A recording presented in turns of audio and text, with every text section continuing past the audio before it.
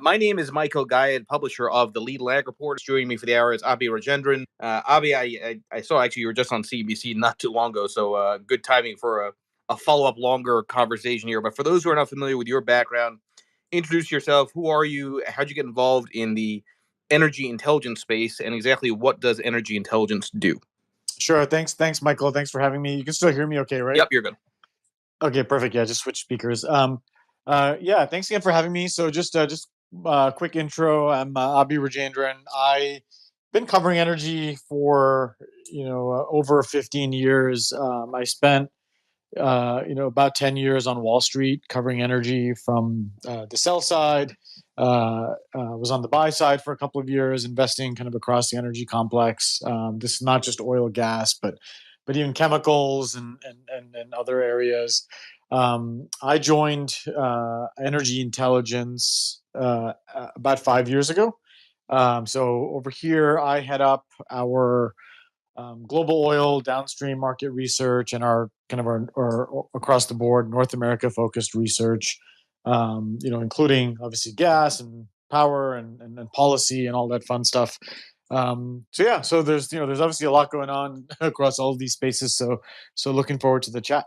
Who are the types of clients for energy intelligence? Is it governments, institutions, individuals? What's the base there? Yeah, it's a pretty wide gamut. I would say kind of our sweet spot is working with energy corporates actually. So that's kind of a majority of our clients are the super majors, the large NOCs, in the Middle East and other parts of the world, and then the independents, refiners, chemical companies, power companies, utilities. So across the energy spectrum, but we do work. There's a pretty large sleeve of our clients who are also governments, domestic and overseas, agencies like and organizations like OPEC and the IEA, and others. And we also work also with with Wall Street and on the sell side and buy side and then other kind of specialized um, uh, clients too, like lawyers and consultants and whatnot. So it's a pretty wide swath. So yeah, it's kind of nice. So we get the kind of the full spectrum from corporate to to investors to government, about everything that's going on in the energy space. Okay, so there's a lot of different directions that I want to go with this, but first, I'm always interested in the quality of data whenever it comes to conclusions, right? Presumably, you're doing a lot of quantitative type of analysis, getting a lot of different inputs from different places.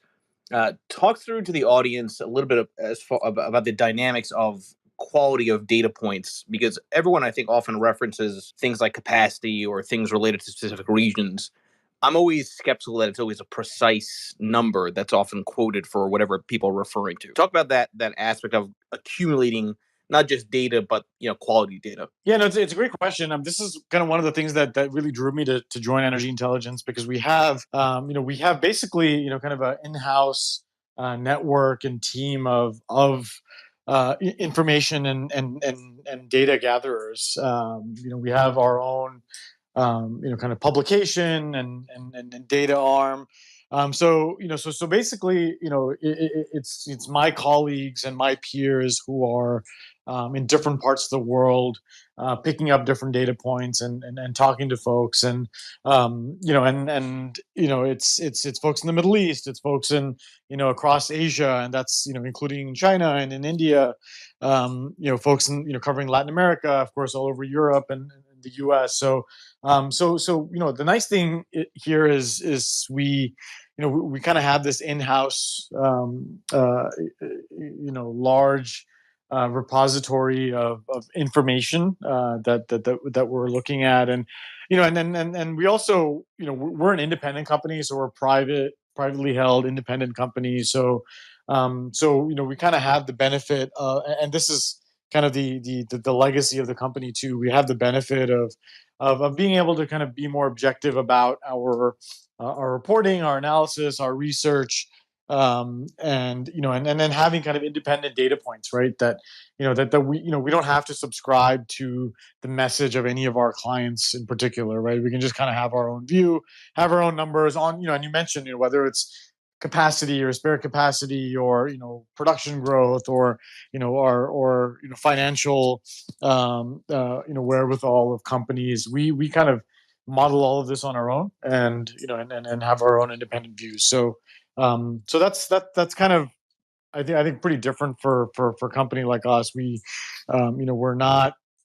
all of our info is in house, so we're not picking it up from third parties, and and then our data and our research is all kind of built on top of that. Yeah, no, that makes sense. And in terms of the types of data that you put out, is there, I guess question number one is, what data is most often most sought after among clients? And then perhaps the more important question is, what do clients typically do with that data? So one thing is to obviously extrapolate, supply, demand, and where price might be, but then, that's could be a data point that's just sort of interesting, but it's not clear if there's actual actions taken on it. Yeah, and it really, again, I think it just depends on the client. We have our individual data points. We have, off of those, we have our own forecast for oil markets, product markets, gas, LNG markets. We have our own, kind of energy transition modeling across technologies, and and emissions, and different areas. So we have all of that built up, kind of in house. But we do have clients who are just sort of looking for specific data points, right? So they may be looking for, our views on, Iran production and exports, let's say, and the forecast there, or, spare capacity of different countries. We are, one of the official secondary sources of OPEC. So we get a lot of inquiries around, monthly production numbers for various countries, for various reasons. So yeah, so different folks, like for example, like gas, LNG trade, we have data around that. So there are folks who are looking for that. So yeah, so I think it just kind of depends on the clients. I think some of the more, kind of strategy and medium to longer term folks use us for our forecasts and our views, and our energy transition scenarios and those sort of things. But we do work a lot, closely with traders, and Wall Street folks, and buy siders on kind of more short term movements as well.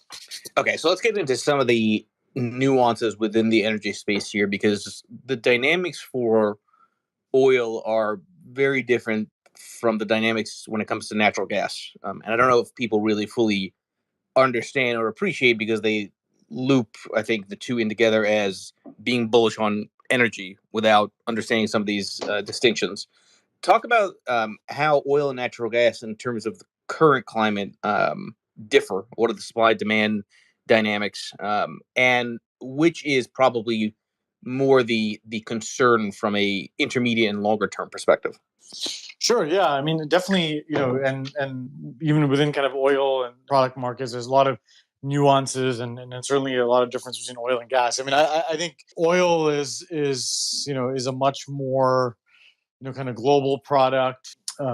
Gas tends to be more regionalized, and of course, and oil, is kind of more fuel. It's more, because most of it goes into gasoline, goes into diesel. Gas is more power, so it's really, kind of more running plants, running homes. So very different, kind of dynamics, on the consumption side, and on the supply side, maybe more similarities, but I think certainly, from a, fungibility standpoint, globally, oil is more fungible, and movable from that standpoint. Obviously, LNG trade has picked up pretty considerably over the last several years, but still, it's kind of tied to contracts, and it's not as easy to kind of move around. To your question on just kind of, views on the market, I think I think it's certainly the gas markets where I have, and as a firm, we have more concerns. In particular around, obviously, Europe, but I would say not necessarily just limited to Europe, because I think some of the Europe supply shortages, and the fact that they're having to make up for shortfalls of Russian pipeline gas being cut, by, going out and being aggressive and taking, whatever LNG is available out there, and taking that off the market is what they are. The gas that they're kind of taking away is gas that's needed for other countries, right? Like a Pakistan, like other parts of South Asia or Southeast Asia. Um, kind of the income or the marginal gas molecule is already scarce, and and making it even more so because of Europe's sort of desperate needs. Is becoming kind of a global problem. It's less of a problem. It's not really a problem for North America.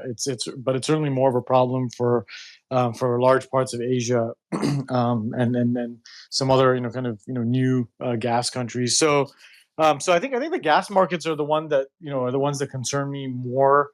That's not to say that I don't think that there are that there are still some pretty significant potential shock factors to the oil market as well, right? This year we've obviously oil's been all over the place, but we've been able to get through the last several months, because of a couple of factors, which are large U.S. SPR releases. We can talk about these, and Russian oil that's been largely unaffected. Russian exports, but there's some pretty large risks around those as well later this year, and going into next year. And at the same time, you kind of have OPEC Plus that's gone from trying to add supply to now trying to cut supply. So that combination of factors could make for a pretty messy market. We think there are demand risks and kind of macro risk to oil too, but kind of maybe turning the page to next year. That's when kind of the confluence of supply risks hits on the oil side as well. But I think short answer to your question is, I think I'm still more concerned about the gas market, about kind of volatility there, and shortages there, because even the kind of the switching that typically happens from gases to coal, and that's also short. So just kind of a general energy scarcity issue on the power side. Yeah, and that point about it's a global problem is obviously well documented. Although I saw that you shared a news piece about how in New Jersey, I guess electricity prices are going to be going up 25% or so, I think was the number. So yes, there's less sensitivity in the U.S., but at one point, do you think the U.S. would become more sensitive? Do you need more of a shock? Do you need something domestically happening causing that? At what point is there potentially sort of like a real price spike here in the U.S.? Yeah, I mean, in the U.S., I kind of just see it more as like a medium squeeze or a light to medium squeeze, as opposed to like kind of a massive shock. If you just kind of step back and think about it, right?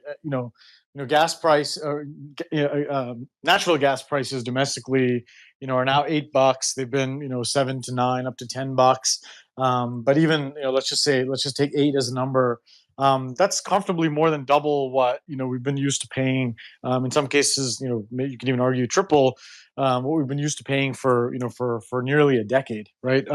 So that will kind of spill over to electricity bills for homes, for businesses.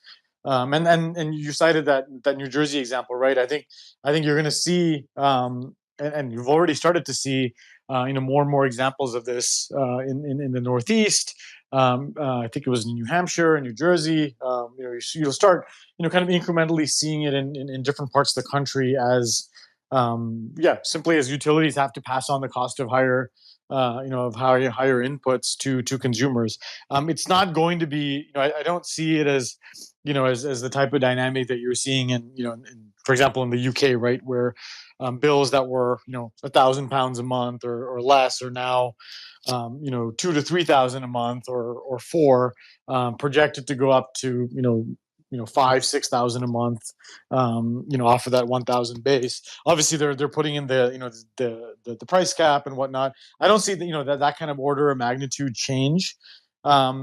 But for the U.S. consumer, a 20, 30, 40, maybe in some states, in some cases, with some utilities, it could be kind of 50 to 70% increases. That will matter, right? That will matter. We've obviously had a lot of focus on gasoline prices, right, going up and coming down.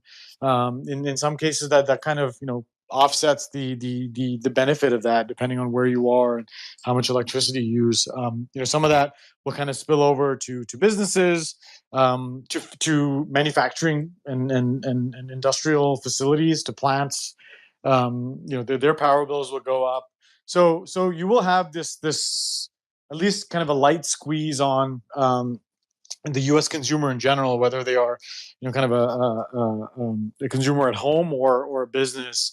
It's just not going to be the same, order of magnitude, or anywhere close to what Europe is facing. But still, these are numbers that will make a difference, right? Yeah, and I brought this up in a prior space. I just wonder if the average American consumer or small business is even preparing or thinking about that, even though it might not be a significant spike in prices. Yeah, at the margin, when inflation's already elevated and the margins are tight, right, that can make a difference, right, in terms of the ability to afford other things.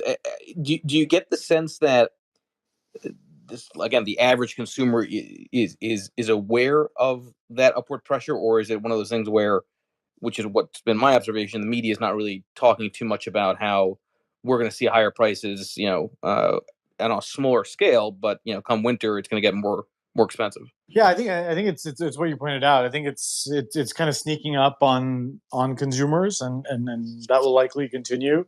Yeah, I mean, for businesses, it's going to be this extra cost, right? That either squeezes margins, or they have to kind of pass through to their customers.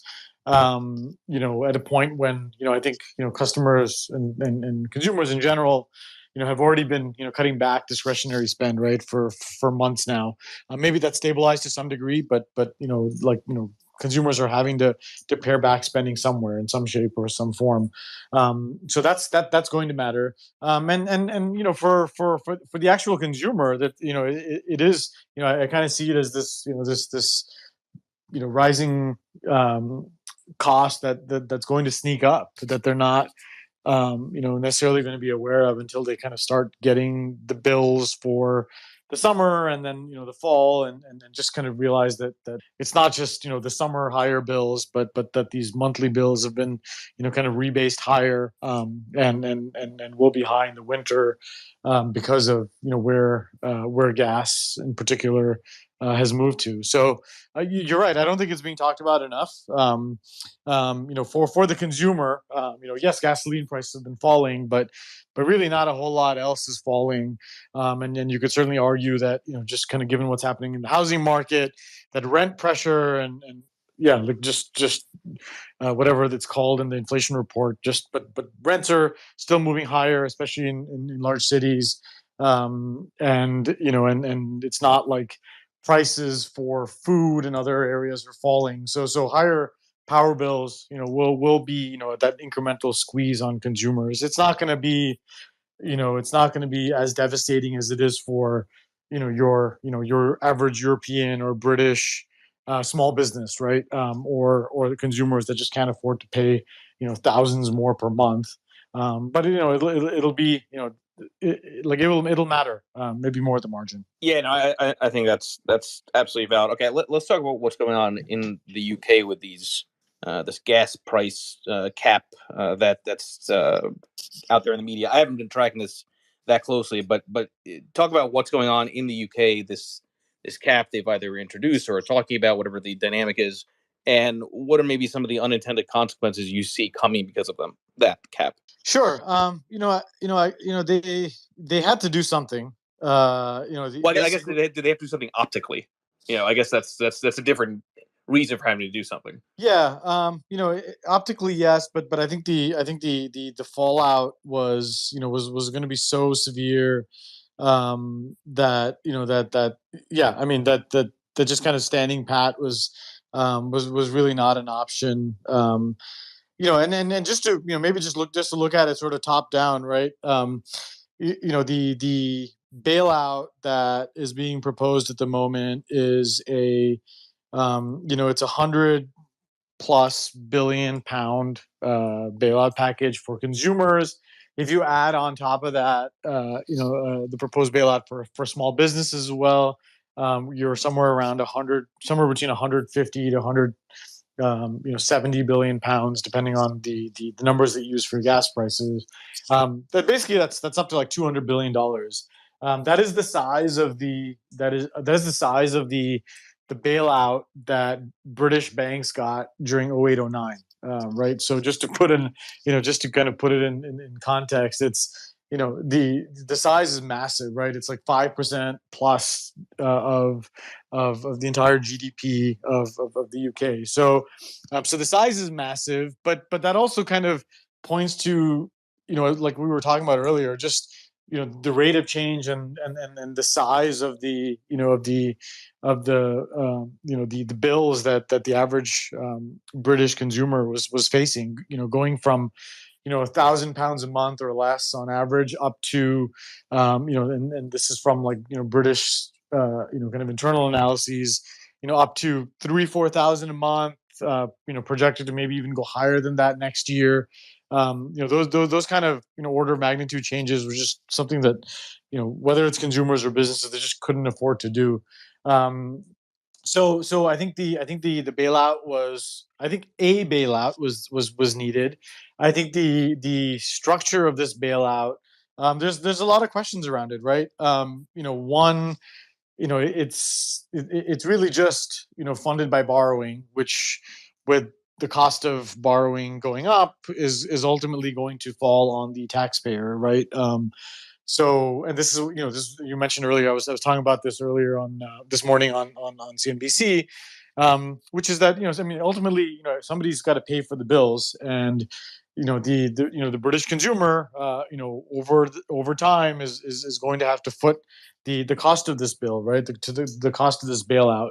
I think some of the other, possible options that they could have looked at were, just kind of a more targeted bailout, right, of the most needy consumers, of the most, needy segments of businesses that would need it, and maybe put more of the tax burden on, on higher income Brits, but this is kind of, they kind of just went for this, like, grab bag approach, where everyone gets a bailout, everyone gets, something, those who can afford the higher costs, and then, of course, those who can't. So I think, I think they, I think there's definitely questions around the structure of the bailout, just kind of the all encompassing nature of it, and also, the conversation is still not about, again, there's not going to be enough supply to meet kind of a normal demand, right?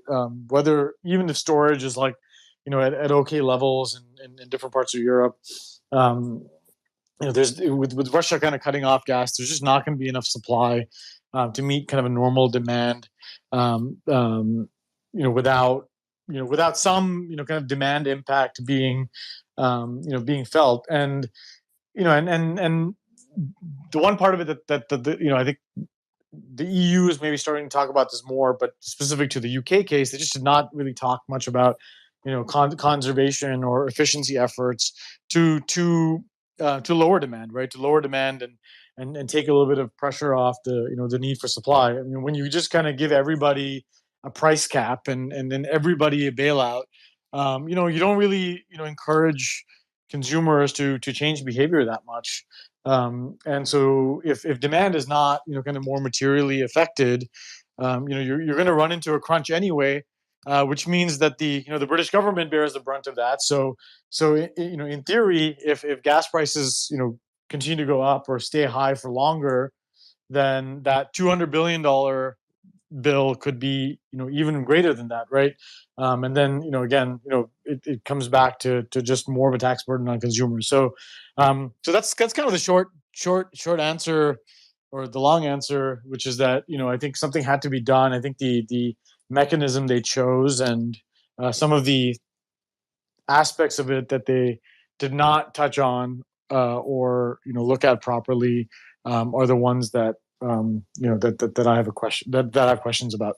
Does that set a precedent for other countries in Europe to follow the same kind of model, in the coming months here? I feel like just from the news flow around EU discussions around this, I feel like the EU is taking a different approach. They are kind of pushing harder on on curbing demand. That's easier said than done, right? Especially for consumers, going into winter months.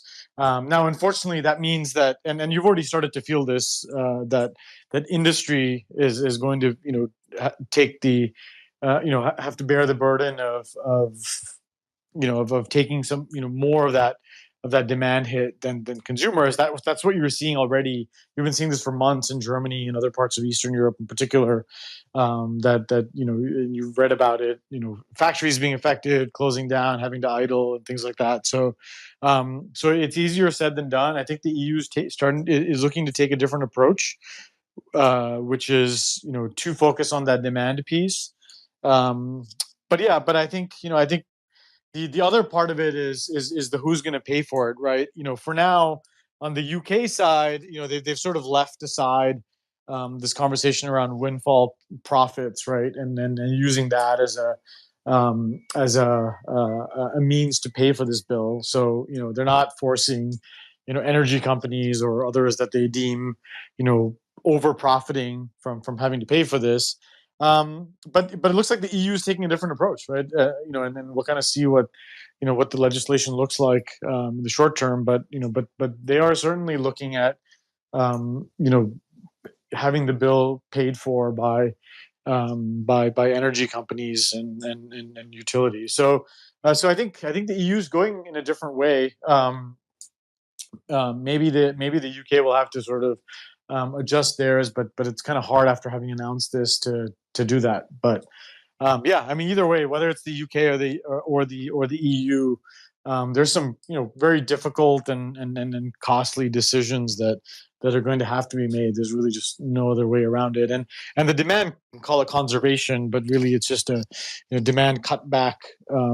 A piece of it is going to have to be a critical part of it. That's why kind of the recessionary picture there is going to look pretty bleak for the short term. All right, so I want to connect all this, Avi, to currency movement, because I don't think it's clear to a lot of people how the energy crisis, natural gas crisis, the electricity crisis, how that volatility spills over into currency volatility.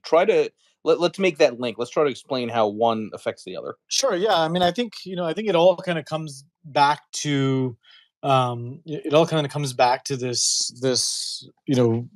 How large is the bill? I mean, who's going to foot it? And it certainly seems like the governments and kind of the banks, the central banks across the EU and the UK are going to be the ones that do this, right? And by the way, can you still hear me? Okay. Yeah, you're good. Yep. Michael? Okay, cool. Yeah, sorry, I just heard a beep. So you do that, and what happens is you just kind of you have to kind of counteract it with more with more money supply, with more yeah, with really kind of a flush on the various currencies that you're talking about. So that plus the economic weakness, kind of hitting at the same time, and the cost of borrowing going up, really puts, obviously you've already seen it, right? You've already seen the pound coming into like now, like around, $1.15 or so a pound, in parity with the euro. But with these huge bills and these huge, kind of spending plans to support consumers, support the economy, the pressure could well continue, right? Until you get to a point where where the economy just kind of can't take it anymore, and they have to sort of pause, and they have to kind of, and this may be kind of a give and take over the next, let's say, 3 to 6 months, to figure out kind of how far they can go with some of these efforts, and just kind of how dire the gap between supply and demand is, especially for for gas. Yeah, just kind of see how far they can take it before it just it just breaks too hard, and that's the point where your currency weakness probably is has hit a max. But I don't see, I don't see us being there yet. We're just like kind of in, I think um, still in the early innings of just figuring out the economic um, collateral damage of everything that's going on, and certainly the early innings of governments having to kind of pump as much money as possible to kind of support the near term environment. Okay, let's transition a little bit to housing. I see you have several tweets talking about how the housing market is just starting to break down, and yes, there is a relationship to energy in that point. But I want to hear your thoughts on what you're observing when it comes to housing, because at least from my vantage point, as somebody who believes very much so, because the data proves that housing is a leading indicator of contractions and expansions. The housing downturn looks pretty early. Yeah, that's right. Yeah, and then just from like kind of my prior life on Wall Street, and just kind of looking at cycles, and kind of continue to spend a decent amount of time looking at the macro, because I think it just drives a lot of the micro as well. Especially in let's say oil markets, and gas is obviously a little bit more nuanced, but but in oil and other markets. But yeah, I mean, I agree with you. I think the housing, there has been more and more written about kind of the housing unwind here in the U.S. and Canada, and in other regions as well, but not enough kind of linking that to what that means for for consumer behavior, for for spending, for yeah, for just kind of the economic picture. So I think there's still this kind of the simplistic view about, oh, gasoline prices have come down, and yeah, we've kind of gone from steadily month over month over month, inflation going up, to last month, right, July, inflation month over month flattened out, and could well come down, but there's still like there's still a lot of discomfort, and a lot of issues for the consumer to have to sort through here over the near term. And I think housing is kind of a key part of that, right? I think just kind of all the dislocations in the housing market over the last couple of years, maybe even going into the pandemic, but certainly exacerbated by the pandemic, and then coming out of it, a lot of that is getting unwound. You have these crazy moves in mortgage rates, resulting in crazy moves in home values, and in housing market activity, and because kind of purchasing has gotten a lot more expensive, and obviously you've had big surges in inventory, and then the housing market hasn't really kind of fully um, adjusted or digested it yet. There's a spillover to rentals, right? And the cost of rent is shooting up, because that's the market that people can't afford with this kind of this dislocated buying market. So I think there's just more pressures on the consumer. I think at least my conclusion is that there's still more pressures on the consumer that we have to kind of factor in here over the near term. Just these big shifts in home equity values, and the fact that rent will continue to be take up a bigger and bigger chunk of the wallet of consumers.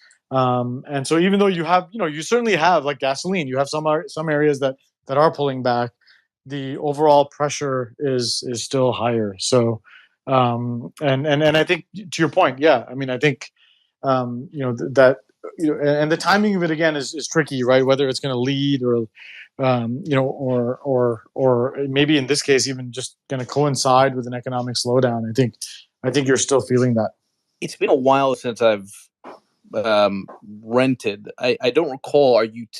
This is going to sound like a stupid question, but are utilities typically part of the rental amount that's charged, or is that separate to the renter? I myself just don't remember. It's been so long. Sorry, say that again. The pass through of utility bills to the renter, right? Is it embedded in the rental price, or is it added on top of the rent that's being charged? I just don't remember myself It's how you. typically, yeah, it's typically separate. It's typically separate. Okay, okay. Yeah, yeah. No, I was just Whether thinking in you, terms yeah. of, and I know that sounds like a strange question. I was just trying to think in terms of, if it's all wrapped into the fixed price for the year. Now there's a shock in or quasi shock, small shock in utility bills, right? What does that mean for future rent? That was sort of where my initial thought process was going. Okay, so the rental pressure is an interesting dynamic, and to the point about consumer spending, I think this is probably underappreciated, which is you have this consumers, you can argue from a spending perspective, are getting taxed from all sides: higher interest expense, higher price of food, higher electricity bill, now credit contraction from housing, right? And what could be a recession, although who the hell knows when, if that's going to happen, because it's still debatable, I think, whether or not you're in a recession or not, or if even you're going to have one. So, but this point about the consumer spending is important, because I don't personally believe that the stock market fully appreciates how much of a slowdown could be coming. And I say that because I think what stock market investors are forgetting is that there is a lag between interest rate movement, the broader economy, and the market discounting it. Yeah, I think that's fair. I think what we've seen. Well, one, the market hasn't been great already, right, this year. But you could argue there's still a fair amount of optimism baked in that we're not really in a recession, or that yes, consumers have to adjust, but we've already done it, and then we're just going to kind of chug ahead. Um, but yeah, I mean, and I think I mentioned this earlier. I think consumers have had to adjust for several months now with dislocated prices. But I think to your point, there may be still quite a bit of adjustment ahead, because a lot of that adjustment has been on the back of falling savings rates and higher spending from borrowing, or more of this, kind of buy now, pay later type of mechanism. And there's only so far you can push that, right? And yes, maybe gasoline prices have come down, and maybe some other areas have stabilized, or maybe even started to come down a bit. But then you have these big ticket items for the average consumer, like rent, like utility bills, that are still going up, and yeah, and there may be these other kind of home equity issues, going the other way, and I think that that will still mean that the consumer has to, it's not just kind of done adjusting, right? And then it's just, kind of life goes on, and we're back to the next cycle. I think it means that there's still an adjustment process, or at least a digestion process that's going to take a little bit of time to sort out. So yeah, so I mean, I think at least over the next, I wouldn't even say like 3 to 6 months. I would say maybe like 6 to 12 months.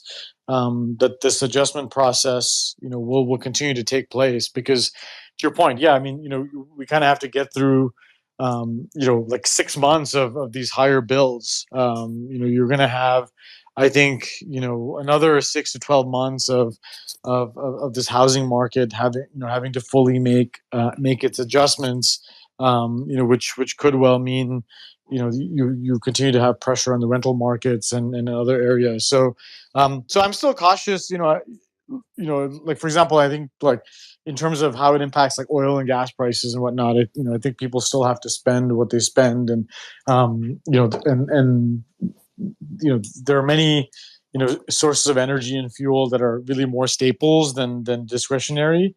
Until you kind of get until you're talking about like discretionary travel and things like that. But so I think demand will hold up okay, but I think more broadly, from a macro standpoint, I think it's still going to be choppy, and it's not like I don't see any kind of like a big like consumer bounce back anytime soon. If anything, the consumer may still need to cut back further over the near term. Okay, so I love the pin tweet, Abhi, and I'm shared it in the nest, and I just retweeted it.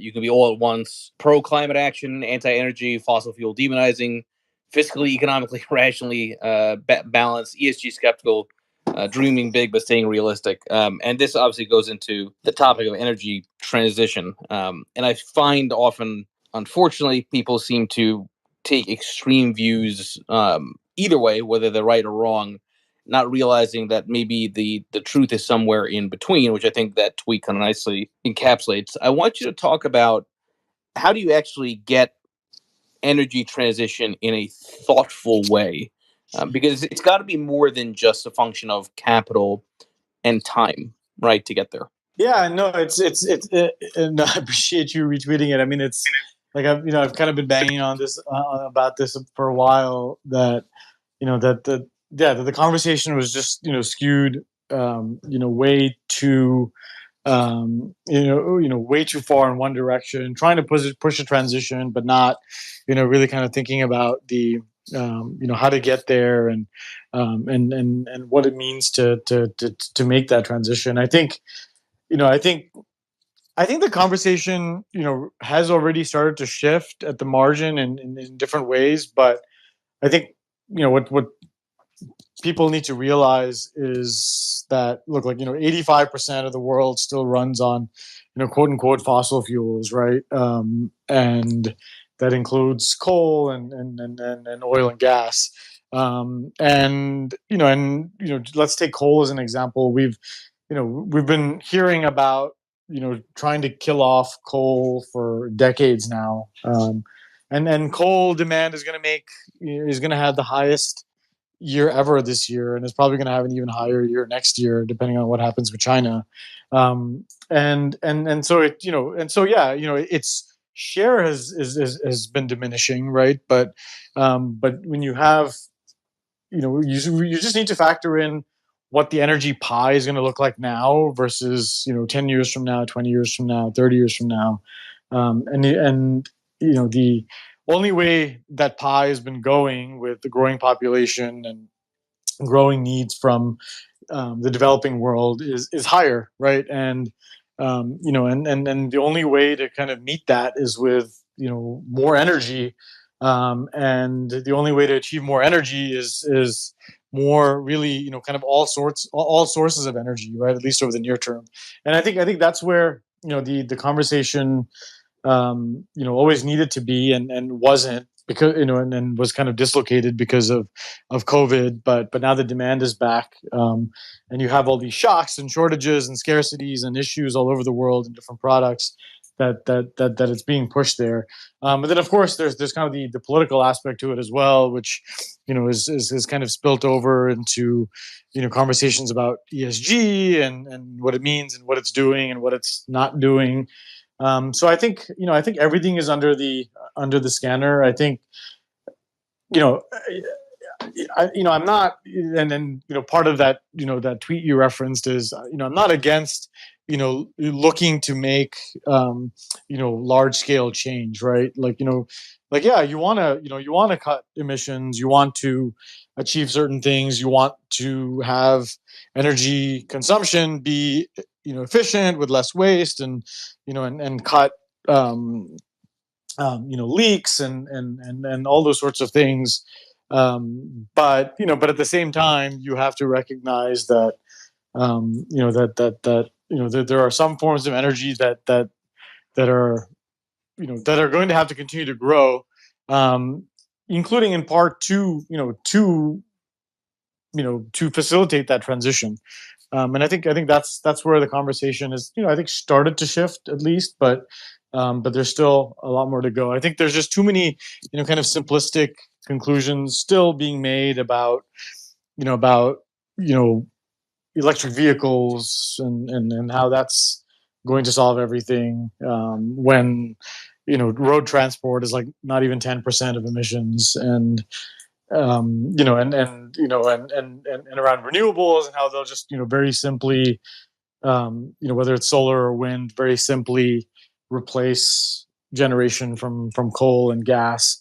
So I think there's just too many simplistic assumptions being made. I think, and unfortunately, I think what we're seeing is that the world is kind of learning from certain regions, having to go through the pain and learn the hard way, right? And that will hopefully kind of continue to adjust the conversation, where a more thoughtful discussion around the transition is happening. And I think the last part of it is that is again it's kind of back to what we were talking about with with kind of the UK price cap on electricity bills is who pays for all this, right? I think this has always been like a thing of mine, that a thing that really annoyed me, which is that we just kind of assume that we just have to keep spending these some say a trillion, some say 4 trillion, some say 6 trillion,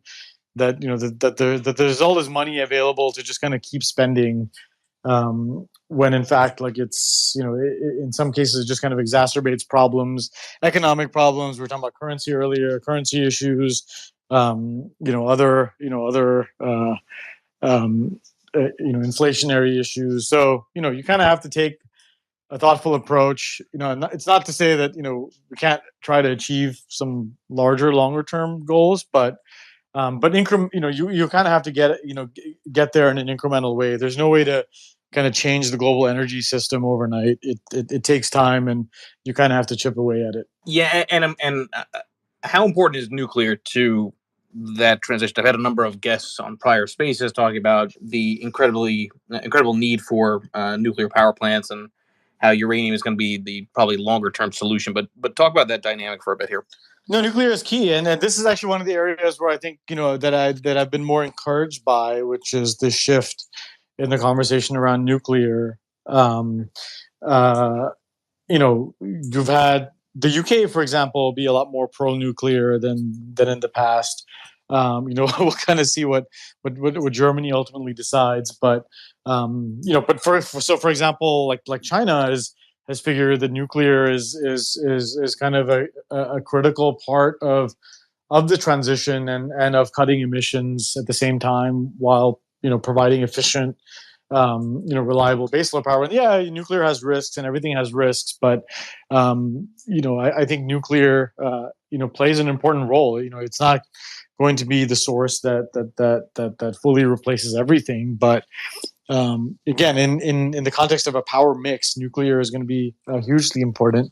I also think gas plays an important role for decades to come as a switching fuel away from coal. I think there's no way to make a transition without going from coal to gas, and then eventually to something else. But back to your question on nuclear, yeah, I think nuclear is an example where I think a little bit more rationality has entered the conversation, and there's definitely room for a lot more. And how does that theme towards nuclear look across emerging economies? I'm thinking more India, China. China's always put in the emerging market camp, but it's really not emerging anymore at this point, I would argue. But talk about that outside of the sort of traditional developed markets. What's the response to the energy transition idea? Do you mean from a nuclear standpoint, or more generally? Yeah, from nuclear and in general, because it's. I think oftentimes we talk about energy from a very developed market perspective, where there's actual infrastructure, but there's plenty of places in the world that don't have that infrastructure but still need electricity. I think nuclear has, more of a positive outlook in the developed world, and in places like China, in for example in the Middle East, in the UAE, where they've already kind of committed and moved things forward.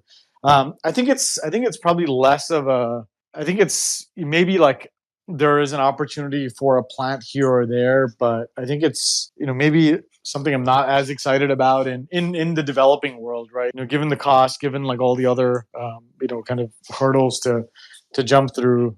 So I think in China, in the Middle East, and and maybe turning the tide in Europe. By the way, in the U.S., there's we've like nuclear. We've had nuclear has been kind of this forgotten source for decades now. We'll kind of see if there's any shift, but I think unless excited about the opportunity in the developing world, which is why I mentioned gas. I think in the context of a transition, simply just moving from away from coal towards gas, I think will reap um, some pretty large scale benefits. So I think it's important to not try to skip over gas as an important fuel that will actually decarbonize the developing world. Yeah, no, that's a valid point. And then maybe for the final question here on my end, again, everybody, please make sure you follow Abhi and check out Energy Intelligence. Is there anything that you've noticed on FinTwit, on Twitter in general, that people don't really put too much attention to, but you think is a bigger deal than people realize? So putting a spotlight on something that you think people should pay more attention to when it comes to a lot of this talk around energy and electricity in particular. I would say, yeah. I mean, I would say, and I think there's probably, at least, So, for example, you mentioned it earlier. I think I think the focus on, on power bills, utility bills, and the impact of that, I think is something that's important. The other thing I would say is, I mean, I feel like we were talking about this maybe to some degree, like 3, 4, 5 months ago, about how you kind of have this divergence, taking shape in kind of the global energy order. I think that's something that people should be paying more attention to. Maybe it's gotten some coverage, but certainly I think not enough. Which is that you really have. I think what you're seeing is much more of kind of an energy realignment taking place. Across the BRICS countries, right? So your Brazils, your Russia, India, China, and I would kind of rope in a decent part of the Middle East into that, and and some other kind of developing regions. And I think that's like that dynamic. Is kind of important to follow, especially in the context of this, kind of like the West continuing to use sanctions as a tool to kind of enforce, including obviously, look, like the dollar is still the currency that dominates world trade, but that's changing, right? That's changing and shifting, and I think the realignments around that, especially with regard to energy and power. Let's just put those together. I think is an important one to continue to follow, because you can't really have basically. I mean, this is kind of what we see is that things are going to be volatile and choppy, and and at least in some ways dysfunctional in the energy space for years to come. And it's going to manifest itself differently across different parts of the energy space. But you also, looking at it, kind of more medium to longer term, you can't really have an effective energy transition, right, unless you have like everybody playing ball and on the same page with regard to energy. If you have kind of a bipolar energy world, an energy transition is going to be much slower to take shape. I think that's something to kind of continue to watch. We'll kind of see what happens with the war and where it goes, and all that sort of stuff. But I think some of these realignments will be more permanent than people are talking about. Sure. Appreciate your time, Abhi. I really appreciate everybody joining here, and enjoy the rest of your day. Thank you, everybody. Thanks, Michael. Talk soon. Alrighty. Cheers.